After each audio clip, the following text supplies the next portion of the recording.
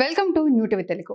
ఏపీలో గత 5 ఏళ్లుగా విపక్షంలో ఉన్న చంద్రబాబుతో పాటు ఆయన తనయుడు లోకేష్ ను ట్విట్టర్ లో టార్గెట్ చేసిన వైసీపీ ఎంపీ విజయసాయిరెడ్డి ఇప్పుడు కూటమి అధికారంలోకి వచ్చాక తాజాగా మరోసారి స్వరం పెంచారు.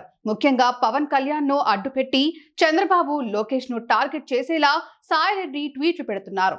ఇదే క్రమంలో తాజాగా ఆయన మరో ట్వీట్ చేశారు.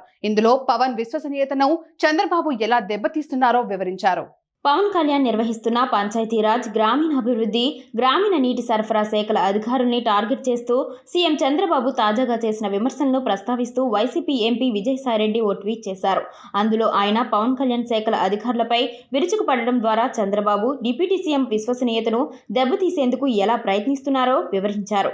చంద్రబాబు తన కపట ట్రేడ్ మార్క్ రాజకీయ క్రీడలకు తిరిగి వచ్చాడంటూ ట్వీట్ మొదలుపెట్టిన విజయసాయిరెడ్డి పవన్ కళ్యాణ్ శాఖల అధికారులపై పరుష పదజాలంతో విమర్శలు చేయడం ద్వారా చంద్రబాబు చాకచక్యంగా నిందను పవన్ కళ్యాణ్ పైకి నెట్టి ఆయన విశ్వసనీయతను దెబ్బతీసేందుకు ప్రయత్నిస్తున్నారంటూ సంచలన ఆరోపణలు చేశారు. 2014, 2024 ఎన్నికలలో విజయాలు సాధించేందుకు పవన్ కళ్యాణ్ ప్రజాదరణను వినియోగించుకున్న చంద్రబాబు ఇప్పుడు అదే నాయకుడి ప్రతిష్టను దిగజార్చేందుకు పక్కాగా వేసిన ఎత్తు ఇది అని అభివర్ణించారు.